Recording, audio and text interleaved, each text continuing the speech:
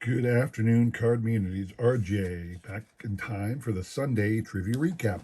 Hooray! Loud cheers, applause, mass hysteria, rioting in the street, a food fight after your Thanksgiving dinner, and a mess of destruction fighting for the leftovers. And yet there's still time for some great trivia and fantastic prizes. So let's get to that, shall we? All right. Last week was MVP week in the trivia department, and I think we're pretty much done the awards season now. All the awards have been handed out. There might be one or two forgetful awards still to come, but for the most part, award season is over. And last week we were celebrating the MVPs. So the first question I asked was, in the early days of the MVP award, there have been many iterations of what an MVP was, who was awarding it, why they were awarding it, and how they awarded it. But in 1910, the owner of the Chalmers Automobile Corporation decided to give away a new car to the individual with the highest batting average at the end of the season. There was such a brouhaha that at the end, these players didn't make a whole lot of money, so to get a brand new luxury Chalmers vehicle was quite the opportunity. So there was a lot of ill will amongst the leaders trying to get this award. And in the end, there was such a brouhaha over who should be awarded the award that the owner gave out two cars to the number one and two in the league. And who were those two individuals? I said the answer is Ty Cobb and Napoleon Lajoie. This is Ty Cobb's Condon collection card. I believe this one is from the 1993 version. And this here is Napoleon Lajoie's 1994, I believe, Upper Deck All-Time Heroes baseball card set. I believe it was 94. Either way, that's their cards. And in fact, I have a picture right here of the two of them sitting, posed for a picture in the back of a Chalmers vehicle. This is the car that both of them were awarded. They were each awarded their own cars, but this is an example of what that car looked like back in the day. So there you have it. The individuals up on the screen were kind enough to throw out a guess. They are trying to obtain this awesome Stadium Club Chrome card from 2000, I believe. Let me look on the back real quick.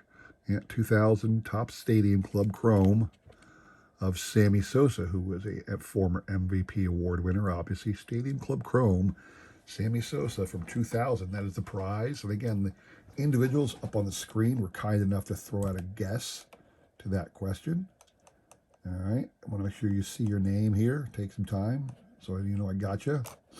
We will shuffle once and spin. You must hit 3 times on my channel in order to win. So keep that in mind. I do that to give everybody more of a chance, draw out the suspense a little, because there's so few people who enter my contests. So here we go. Good luck. I will say this. I'm very excited about the 2 videos I'm showing on Monday and Tuesday. They're in essence part 1 and part 2, although really the first Monday video is the big one, and let me explain to you what I am talking about. You'll get a lot more about it on the Monday video, because the Monday video is it's a very long one, because it took a long time to go through the item I obtained. But if you're a long-standing member of the card community, you know an individual named Dave, Blue Jacket 66. Okay, lives out in the Kansas City area somewhere. Has an amazing collection of cards, highlighting Mickey Mantle. He's a big Mickey Mantle fan, as so many collectors are. But he loves the regional food item, especially. That's one of his passions, is the regional food issues cards featuring Mantle. And anyway, he's been in the hobby forever, like most of us.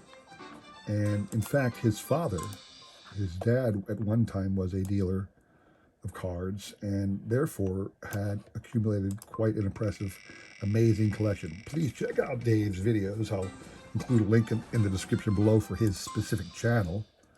So do check out Dave, Blue Jacket 66. Oop, we'll take a pause here in the story because the basement card collector. Congrats to you, sir. You, Jason, over the basement card. No, wait, basement card collector is Alan. I'm gonna get my name straight. There's so many different guys. So Alan's gonna get this great Sammy Sosa card. Moving on to Wednesday. Wednesday, I said that the modern iteration of the MVP award came about in 1930. Joe Sewell won that first year. I might be getting the years wrong. I think it was 31. And Joe Sewell got the first one of the first awards. And then they always gave it to two individuals. So Joe Sewell was in the American League. I can't remember the National League. It might have actually been Carl Hubble who got the first award. But anyway, I said there was, now let me take back a second. During the 1920s, there was another iteration of the MVP award.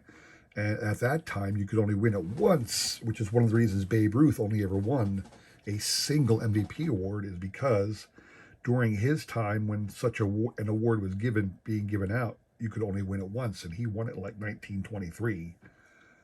So he never had a chance to win a second one. Certainly, he probably would have. But the newest iteration then began to start again in 1931. And I said, who was the first person, now that you could win it twice, who was the first person to win it in back-to-back years? And that individual was one Jimmy Fox. Here's Jimmy, Philadelphia Athletics at the time. This is his common collection from 1991. And his seasons, back-to-back years, were 1932 and 1933. He batted over 350 both years, hit over 45 home runs both years. You know, just had massive accomplishments in those two huge seasons. Had over 160 RBIs in those 2 years. So obviously he was the MVP in those awesome years, and he was the answer to the question. I did say who was the first. I had a lot of people giving me modern names. I'm wondering if I thought I said who was the last. No, it was who was the first. So Jimmy Fox was the first back-to-back MVP award winner in the modern era. The card you were playing for that one, Topps Finest 2000, I do believe. Yep. No, is it 1999 Topps Finest. Chipper Jones. Another MVP, Chipper Jones. Topps Finest, 1999. Chipper Jones is the prize for this one. So, going on to Wednesday.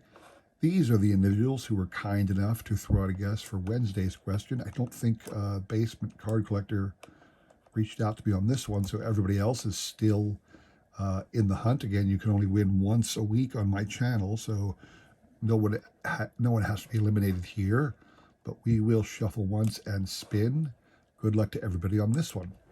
So I was saying, Dave was clearing out his childhood home. I guess they're moving his mother either to a different location or to a facility. It's nothing I want to dwell on, and they were cleaning out his basement. And I say they because what he did was he had a lot of stuff in his basement. His father did. Unbelievable amount of awesome collectibles, awesome card-related stuff.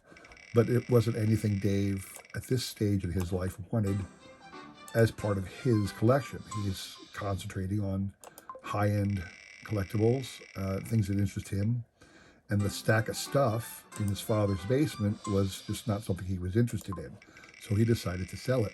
He contacted a couple awesome members of the card community, specifically Mike, baseball collector, and him and some other friends of Dave's traveled out to Kansas City and spent a couple days going through all of the items that were down in the basement of Blue Jacket 66 childhood home. Blue Jacket 67. Sorry, I'm getting it all wrong. Anyway, so that's what they did. I will include a link to that video because Dave put up a video and Mike put up a video as well showing some of their finds as they were exploring the basement. It's an amazing video. Anyway, Mike and the others who have who got some stuff. Even they had so much stuff that they didn't necessarily want to keep it all for their collection. They were gonna sell some stuff off as well, and I was desperate. I mean, really, I was desperate to be a part of that. I wanted to get a piece of the basement find. I will call it that. I don't know if Dave would call it a find. I'm going to use that word myself, Dave. Hope you don't mind, but it's the basement find, and I wanted to make sure I got a piece of that. So I was happy when I was able to snag some stuff off of Mike's auction. I will put up a link to that video. Mike had a friend of his named Garrett helping him with the auction that they did. All right, take a pause. Goody G has hit his third time. Goody, you're going to get this awesome Chipper Jones card. Congrats to you, sir. We are now moving on to Friday's video. I'll complete the story in a minute. But on Friday, I asked this question, and I got a ton of answers, and people just, sometimes I don't think they're paying close attention to the question. I said, who was the first former MVP, so a player who won an MVP as a player, to get elected to the Hall of Fame, but not as a player, to get elected to the Hall of Fame as a manager? I had a lot of people saying Dusty Baker, Frank Robinson. Dusty Baker, first of all, hasn't been elected to the Hall of Fame, and second, never was an MVP. Frank Robinson was an MVP, and he was a manager, but he never got elected to the Hall of Fame as a manager. He got elected to the Hall of Fame as a player. Rightly so. But the answer, one, Joe Torre of the Yankees. I'm going to mess this up. I can't remember. I want to say Torre was a 1970 MVP for the Cardinals, but don't quote me on that. I'm not certain as to the actual year he won that MVP award, but he definitely won an MVP award as a player. Joe Torre did, and he is in the Hall of Fame as a manager. He's not in the Hall of Fame as an executive, nor as a player. He is in the Hall of Fame as a manager. So that was the answer to that question. Prize you're playing for on that one. Another awesome shiny shine card. This is Topps Gold Label, Jim Thome. This one is from 1999 as well. So awesome 1990 Jim Thome, looking powerful as ever on the Cleveland Indians. Jim Thome Topps Gold Label from 1999. That is the prize you are playing for.